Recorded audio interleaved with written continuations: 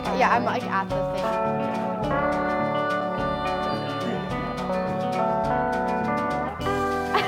I can read it. It's just that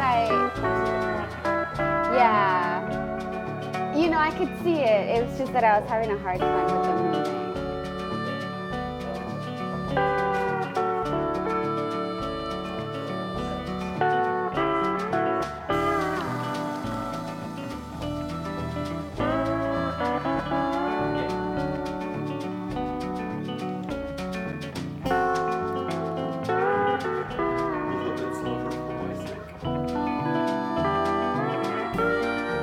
Yeah.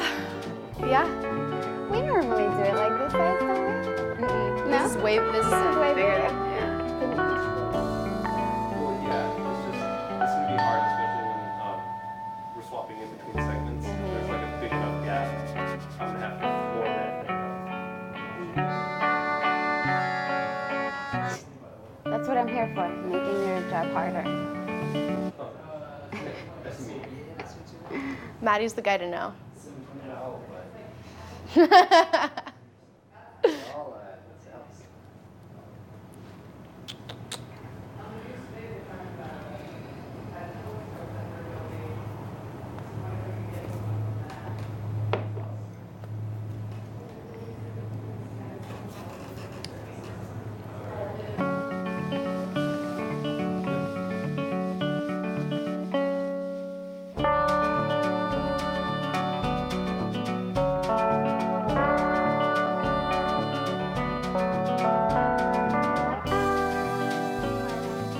Where the news is fresh, but the newscasters are fresher. This is Zaida Lidia. And Anias Quintella. It's 5 p.m. on Tuesday, February 28th, and we're coming to you live from the Creative Tucson studio in downtown Tucson. First, let's talk local headlines.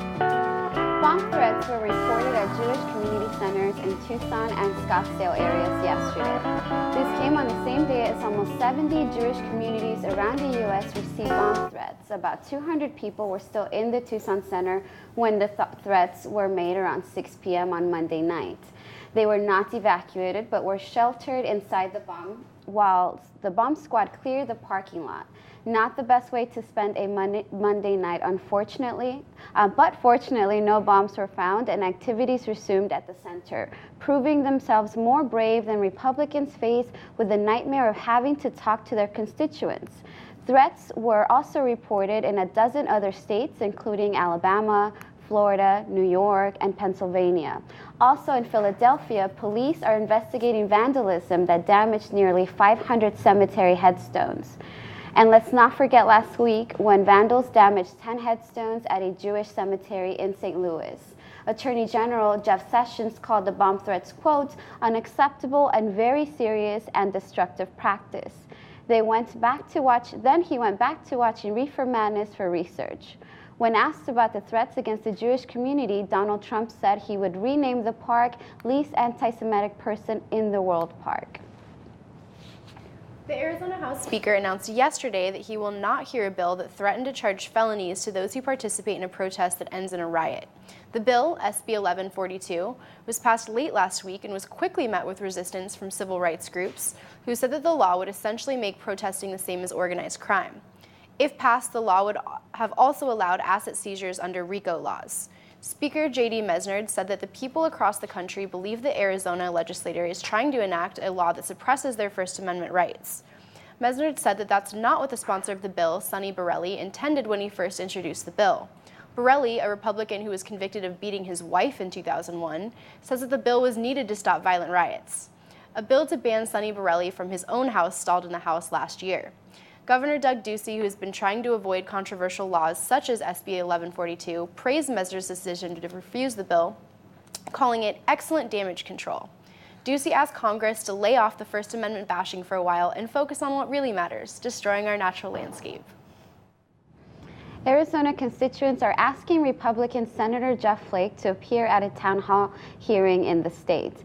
A petition on change.org has already received over 4,000 signatures and asks that Flake hold a town hall by March 17th, either in the afternoon or in the evening to maximize attendance. The petition goes on to say that recent governmental activity has caused turmoil, worry, and strife among Flake's constituencies. It also asks that the meeting be held in Maricopa County and that constituents are given at least 2 hours to ask questions and receive answers from Flake. Last week, a group of Phoenix residents rallied outside of Flake's house to demand a town hall, but Flake wasn't home at the time. Maybe he was busy meeting with donors. On Thursday, another group met at Westin Kierland Resort and Spa in Phoenix, where the Arizona Tourism and Lodging Association was honoring Flake. Flake hasn't responded yet to the request, and something tells us that he might be a bit flaky if he's like other Republicans. Congressional Republicans have been skipping out on town halls because of the fierce resistance they've been facing at these meetings. They claim that they fear for their safety, although nothing has indicated that the attendees have been aggressive. Congress seems to forget that they work for their constituents. In Flake's defense, the senator says that he has social anxiety and requests that a town hall audience have at least 10 donors and lobbyists just to calm his nerves. Arizona educational officials have largely welcomed Donald Trump's reversal of legal protections for transgender students. Mark Geronstad, executive director for Arizona School Administrators, says that students have worked out the transgender issue among themselves in a variety of different ways depending on the students. One of the most common ways is to bully transgender students until they drop out of school. Arizona is among 11 states that filed a case in Texas federal court arguing against the protections. They argue that non-trans students are at risk because the law allows students to use the bathroom of opposite genders, further adding to the stereotype that trans people are sexually aggressive. The case is scheduled to be heard in Supreme Court next month to decide if the reversal is constitutional. Trump said because he reversed the decision because it did not go through the formal review and public comment process needed to enact such a law. He also said the proper departments would, quote, more completely consider the issues involved. Of course, by more completely consider, he means to tweet insults at Jackie Evancho and her sister. Governor Doug Ducey said that the protections against LGBTQ students are still in place, and he trusts that each school will handle the issue appropriately. The University of Arizona has already decided to stick with the protections issued by President Obama and will allow its students to use the bathroom of whatever gender they identify with. Geronstad added that the ruling made parents upset because the situation is one they've never dealt with before. How dare we subject parents to be uncomfortable about anything new? We could be traumatizing those parents for the rest of their lives. Scientists at the University of Arizona will play a major role in developing the next generation of telescopes that they hope can detect the origins of the universe. The James Webb Space Telescope is a partnership between the U of A scientists, NASA, and the European Space Agency and the Canadian Space Agency, and will launch from French Guiana in October of 2018. The telescope will be folded up and fit into a rocket and could go farther into space than any before. The goal is to find the first universes formed after the Big Bang and maybe even find an Earth-like planet. The project would be the fourth partnership between the U of A and NASA, helping the university become the Center for Infrared Astronomy. The Webb telescope is often compared with the famous Hubble telescope, but they differ in how they perceive light. While the Hubble sees purple light, the Webb sees red light and orbits around the sun rather than the Earth as the Hubble. This means that the Webb will stay in constant contact with scientists on Earth. An instrument called the Near Infrared Camera, developed by U of A scientist Marcia Reiki, is able to take deep space pictures that are impossible for the Hubble. Another instrument developed by her husband George Reiki, called the Mid-Infrared Instrument, can reach even farther into space and can possibly capture stars being born in gaseous clouds of dust and hydrogen. The scientists say that the project would not only raise the university's status, but also has helped local industry by sourcing parts from Tucson businesses. At the Conservative Political Action Conference this past weekend, Governor Doug Ducey threw his state under the bus as he argued for smaller government.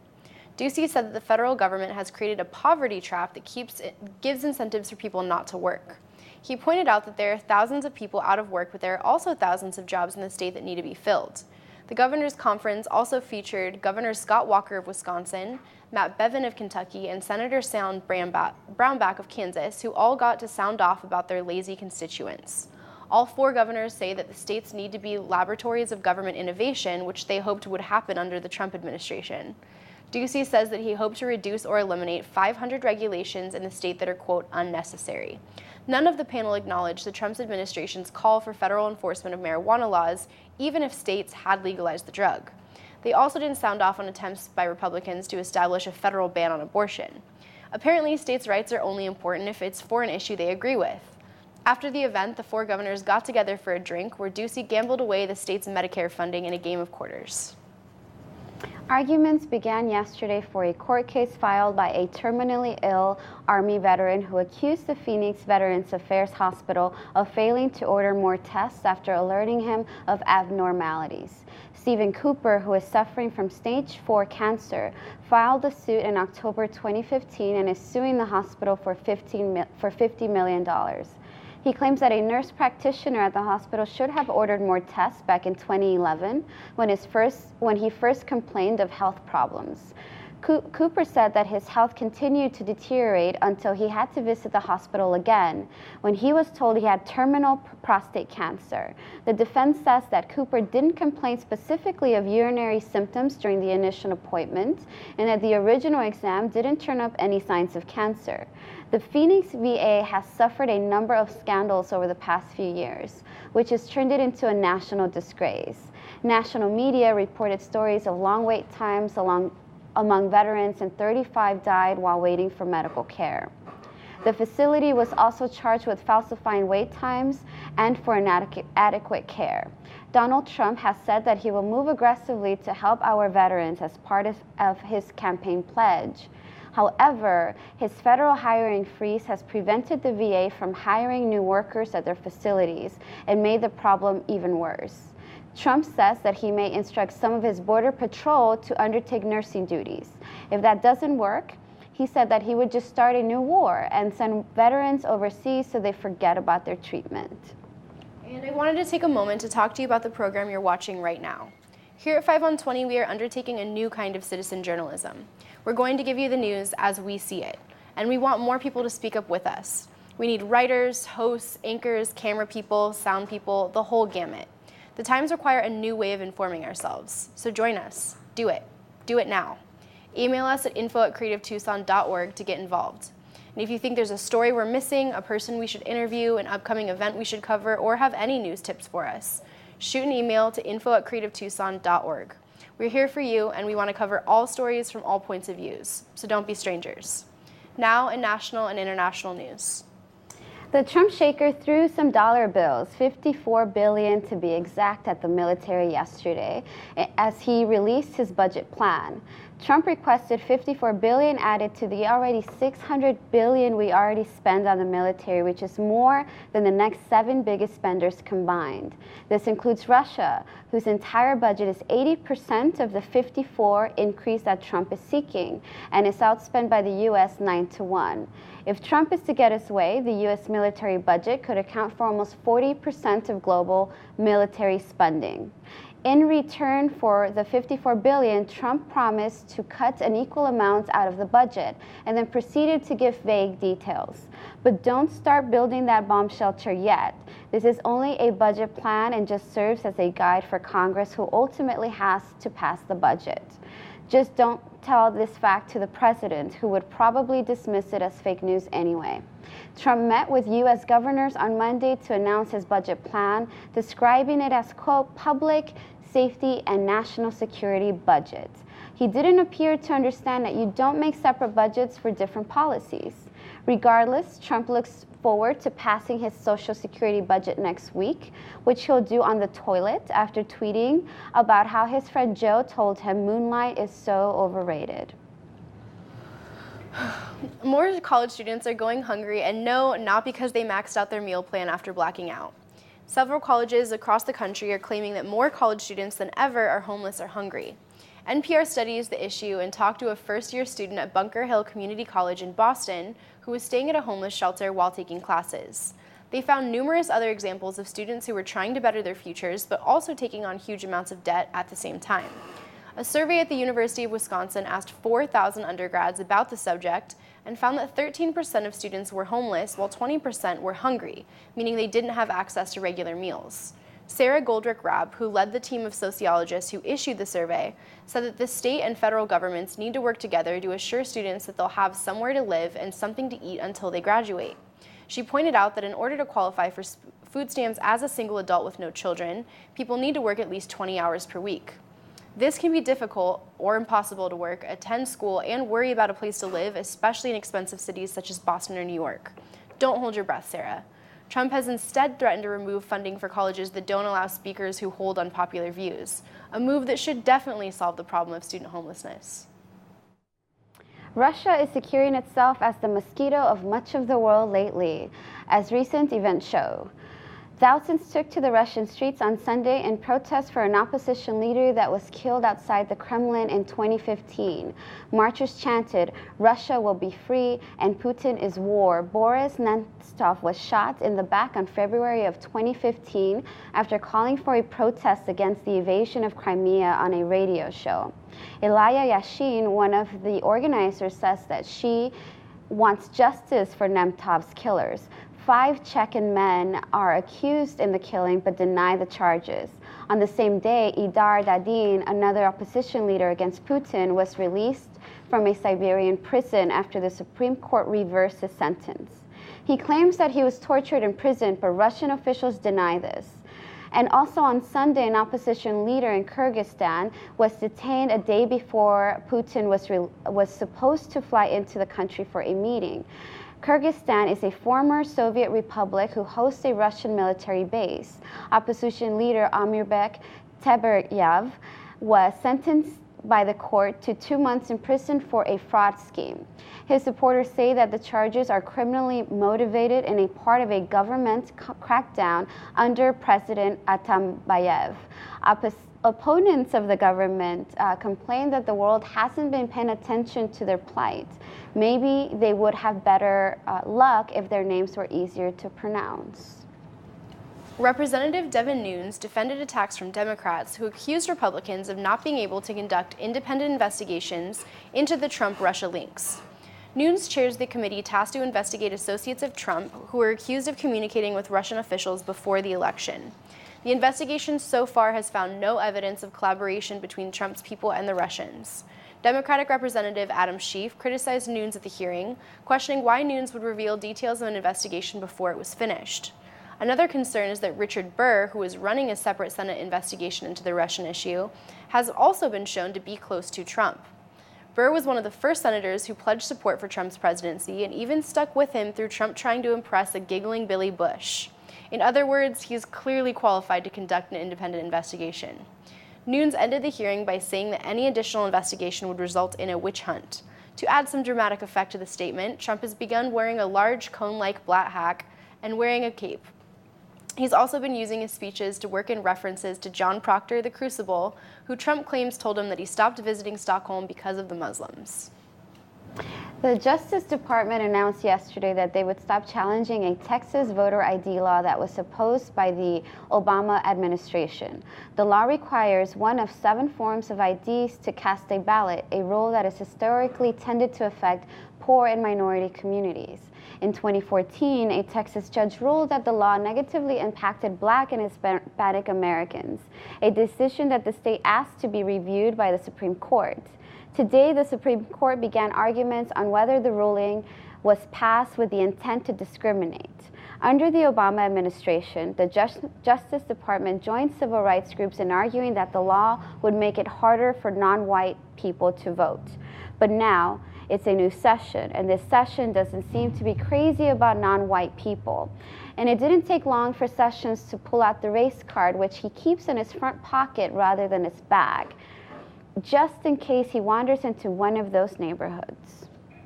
The Muslim minority Rohingya people from Myanmar are being pushed into the drug trade in neighboring Bangladesh.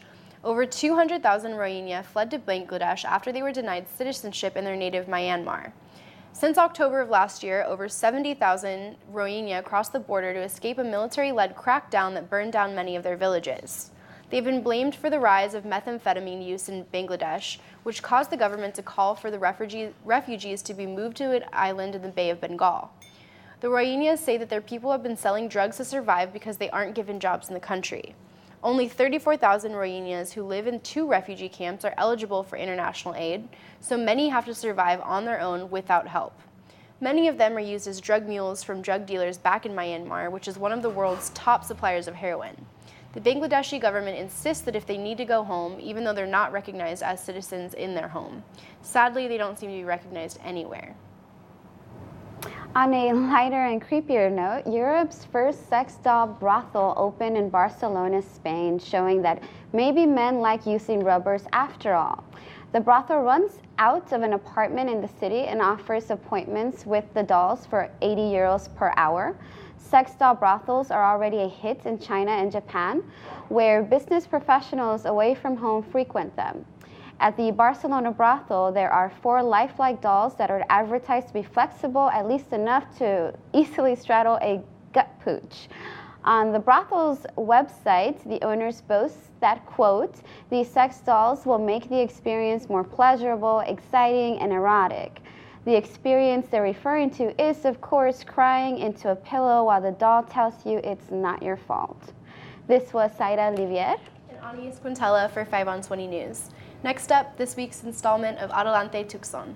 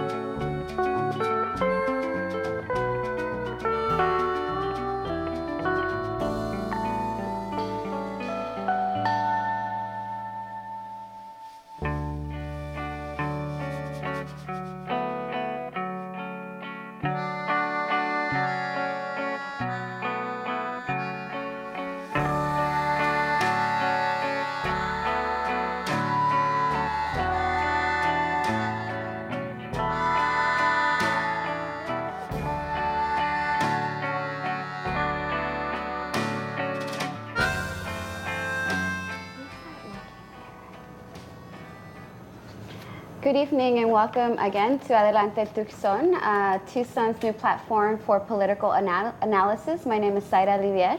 And my name is Stephanie Cott.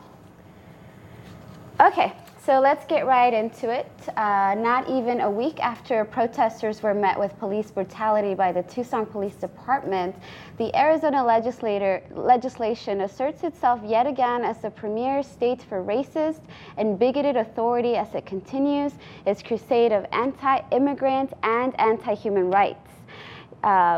The Arizona legislation has been at the forefront of anti-immigrant bills since before the Trump administration connived its way into the Oval Office. Amongst dozens of immoral and just downright malicious bills, the Arizona Senate passed SB 1142. Fortunately for us all, SB 1142 was declared dead at least for the time being, by Governor Ducey and the Republican leader of the Arizona State House. Senate Bill 1142 would have essentially banned protesting as a right guaranteed by the United States Constitution. Prime sponsor Sonny Borelli, District 5 Republican and well-known domestic abuser, along with internalized racist Steve Montenegro and Steve Smith co-sponsored the bill that would add racketeering charges on protesters and organizers of protests or demonstrations, even if the violence was incited by external agents or without any direct participation. This would have made everyone present there or not guilty by association. The bill would have also allowed law enforcement to seize the assets of those charged.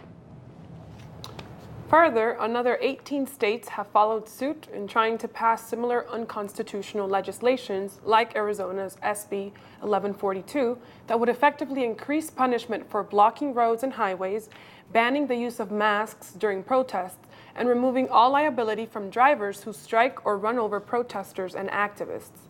Other bills, like the ones proposed in Oklahoma and South Dakota, intend to prevent protests relating to oil pipelines. These bills are all drafted with one purpose: to cause fear and division within the people's movements and to halt organizing efforts, because apparently it makes more sense to run people over while protesting for basic human rights than to be stuck in traffic for longer than normal. On a local update, 2 weeks after the fact, the Tucson Police Department released police body cam footage that unequivocally confirms that the Tucson Police Department used unwarranted, aggressive, and abusive force against peaceful protesters at a local rally organized on February 16th by local Immigrants' Rights Action Committee, Lupe. The video clearly depicts an officer of the Tucson Police Department violently pushing an 86-year-old woman to the ground and then pepper spraying bystanders who try to lift her from the ground. The footage captures several police officers spraying these chemical agents indiscriminatorily into the crowd, which consisted of mostly women and children. Footage shows that the officers who used force were not in any type of danger as they have claimed. Now, the release of the body cam footage has brought national attention over this ongoing struggle against police brutality. National media movements such as Mike Media and Undocumedia have widely shared the video through their own social platforms. Now, some mainstream news articles, such as the one published by the Washington Post, continue to report the lives of the Tucson Police Department, who falsely claimed that 3 officers were assaulted during the protest. On behalf of the Immigrants' Rights Action Committee, Lupe, we would like to firmly reiterate that no officer was touched, hurt, or injured in the events that occurred that night. There is enough video and eyewitness testimonies that can confirm the peaceful nature of the march and the inciting of violence by the Tucson Police Department. To join fundraising efforts and the campaign in demanding Tucson Police Department drop all fabricated charges on those wrongfully arrested, you can visit the Lupe Tucson Facebook page and their social media accounts, which is facebook.com/Lupe Tucson. Now, Chief Magnus released a statement to the community shortly after the event, which has been shared widely. We briefly discussed this statement last week. Now, there's something quite interesting about his statement, in particular, the part about the video footage from the event. It just so happens to be oddly similar to Republican-sponsored SB 1253, which has recently been passed by the Arizona Senate. On this subject, Magnus states, and I will be reading a statement. We understand and appreciate that people observe and perceive things differently. This is true for the members of the public who were present during this incident, as well as for the police officers who were involved. For example, there are protesters who are absolutely certain that they observed officers pushing people to the ground, striking protesters, and engaging in provocative, disrespectful conduct. Likewise, some of the police officers who were present state that they were pushed and struck by protesters, illegally obstructed as they enforced the law, and repeatedly provoked, including having obscenity screamed at them and being threatened. We are aware that many people at the scene recorded video of this incident using their cell phones, that members of the news media were filming, and that some officers had body cameras, and that there may be a CCTV footage available. We intend to examine and analyze as much of this video footage as possible, but we also realize such video has its strengths and limitations. For example, cell phone video recordings and news cameras are activated at different times during incidents of this type, which means some of the footage may be more complete than others. Not all of the video may fully reflect the events and/or actions that precipitated the conduct and reactions of the officers or the protesters. Video taken from different angles and proximities may enhance or obstruct some or even much of what actually took place. As a result, what may appear clear or obvious in some footage may look different from another angle or distance. Without state-of-the-art analysis, it is not always evident to the person looking at the video footage if the video was condensed, spliced, or otherwise manipulated to present a distorted impression of what actually took place.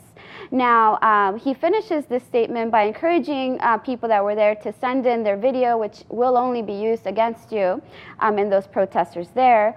And he also goes on to say that it is very unusual for officers to utilize pepper spray when dealing in these situations, and he goes on to reassure us that it is perfectly safe, although it is a bit, although it hurts. And this is to say also, he claims in this statement that we bystanders swear they saw women being pushed, and now we know that this is actually a fact.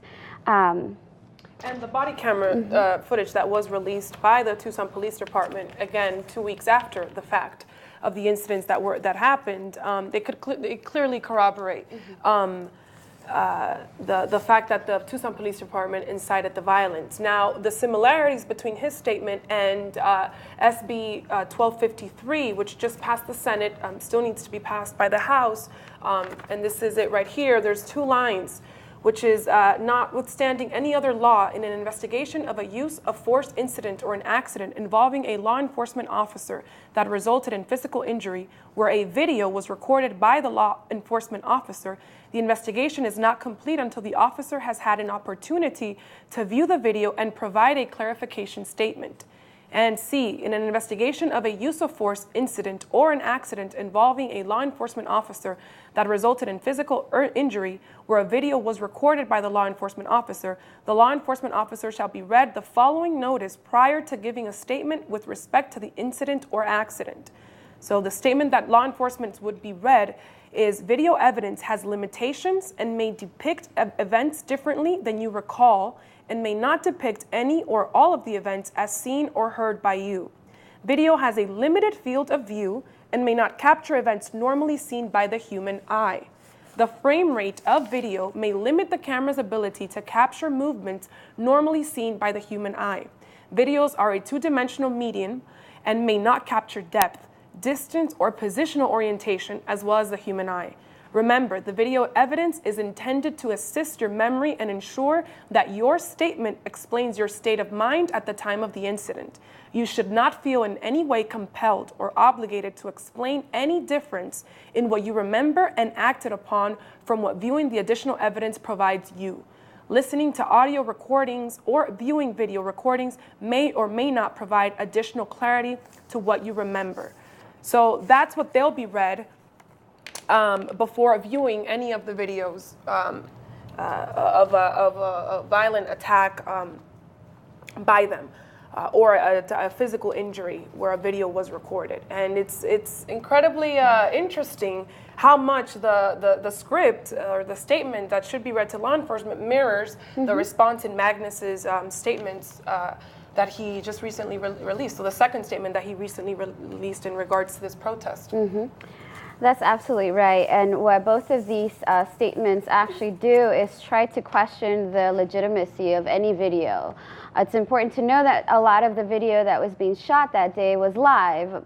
A handful, if not dozens of people were live on Facebook. There was no editing. There was no splicing of these videos. And it's also quite hypocritical of our wonderful Chief Magnus, who is a community, chief, to be using terminology that's literally been put in front of us by our horrible Arizona Republican legislature. And that is something that we, I think, need to explore a little further. It is also important to note that Chief Magnus is holding a roundtable discussion tomorrow where many grassroots organizations and groups have been invited to discuss what happened on the 16th. And I think it's very interesting, right, that this discussion is happening 2 weeks after the fact. It's happening once it's gained some national momentum, some national attention. On Documedia, they, for example, posted body camera footage on their platform, which is huge. So it's very interesting that now city officials and Chief Magnus want to sit down with the protesters, with the organizers of this event and other community organizers and have this discussion, but weren't willing to do so prior to the national attention. With that being said, I just want to add some. So in 2016 alone, Arizona ranked 4th out of the 51 states in regards to police killings. And the only 3 states that topped Arizona were California, Texas, and Florida, which have, an incredible large amount of population-wise. 50 out of the 1,092 people that were murdered in 2016 by police were in Arizona alone. So that's a staggering number for a state that has, less than 10 million in its population. As of October 2016, 48% of the juveniles incarcerated at the Rincon Minors facility in Tucson are Mexican nationals, 26.6% are Mexican American, 20% are African Americans, and only 2.5% are white. So that really gives you a clear indication on the prison to school pipeline that has been set up in the state and nationally. Right. I think that's incredibly interesting and something that has a deep connection. And what's also quite interesting is that our local media never told the side of the protesters, small sound bites of that. And the police department denied and denied and denied that they pushed anyone, that they did anything wrong. They said they were in danger, and this is why pepper spray was used, that they were backed into a corner. It wasn't until we got this body cam footage that now they want to hear from us. Now they want to say, okay, maybe you have some points and now you're legitimized, so let's have a roundtable discussion about this. Whereas before, there was no discussion. This would have been buried without this footage. Even with all of the footage that we had, it wasn't until the police officers released there, and this goes to show even for independent media that they were still quite wary. There's just that group of apologists that loves to always take the side of the police officers, and the first thing that they question is the protesters. So that's something to also note, that we're lucky to have gotten this footage, because often protesters don't get their story told. Absolutely, absolutely, and we will definitely keep you all updated as to all of the the developments of the struggle and of what's going on with these cases. There's 4 people that have been charged with felony and misdemeanors, and felony aggravated assaults on officers. So the implications of this are incredibly serious because they're incredibly damning to the lives of these 4 community members who definitely did not only not deserve the attack by the police, but certainly do not deserve to be crucified in the way that they are legally. So we'll definitely keep you all updated as to that. And now, I guess to end on a lighter note, we'd like to welcome Golda Velez to discuss the Cooperation Unconference. So Golda, thank you very much for being here with us today. If you could let us know a little bit on the Cooperation Unconference. Yeah, no, thank you so much for inviting me. This was actually something that I thought of, like probably many people thought of right after the election, is like, we need to do something. And what is that going to be? And it so happened that I remembered my cousin does a really nice job. She's the principal of Palo Ferry downtown, a junior high where my youngest daughter goes. And she does a really good job running an unconference. Now, do you know what an unconference is? No, I've actually never heard that term before. Okay. It's different because instead of somebody planning, we're going to talk to you about this and this and this, and you will sit there and listen and learn. Everybody gets there, and we have a really quick time of, what do you guys want to talk about? And everyone makes a suggestion, and we put them up on a whiteboard into different classrooms. Everybody splits up and goes and talks about what the people at the unconference decided to talk about. And there's a really interesting rule. It's very different than if you were like in a classroom and you're listening to a really boring lecture. You're usually not supposed to get up and walk out. But in an unconference, you are supposed to get up and walk out. Because the idea is you are not supposed to be somewhere that is not meaningful to you. So if you are in a conversation that's not meaningful to you, you're supposed to get up and leave. So I guarantee you won't be bored because you can leave. And so when and where is the here's conference? the little information about Okay. it. It is this Saturday. There are only about 30 spots left. So if you want to go, you should go to cooperation.org. You can just remember that it's cooperation.org. And click on a link and you can register for it. We have a lot more spots just for some panels because it's not only an unconference. We do have a few planned panels right at the beginning. And we have running for office, because that's one of the biggest ways to make a difference is to start running for office. We're going to have Steve Farley, Ralph Fachu, who's going to run up in Oro Valley, which is where Steve Smith is, who sponsored that bill. And you get rid of him. Sorry. But the unconference is nonpartisan. You can actually come no matter what your opinions are. It's not only for one point of view. I have an opinion, but Victoria Steele will be there.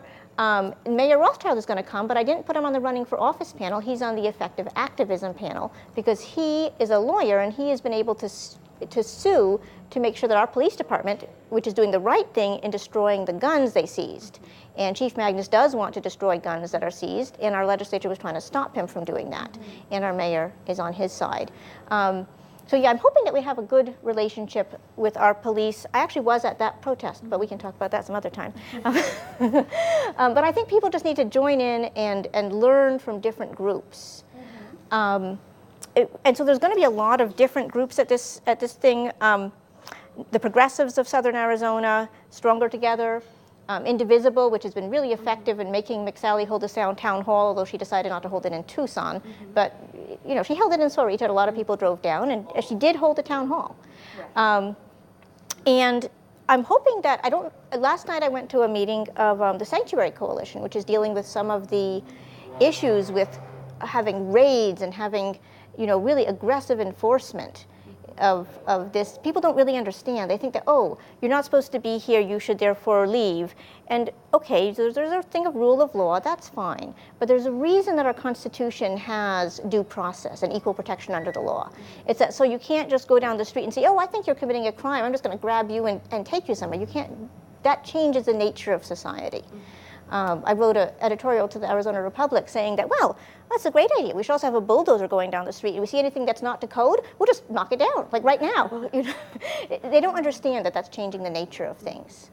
But anyway, that's not the subject of the unconference. The unconference is here so you can share your ideas.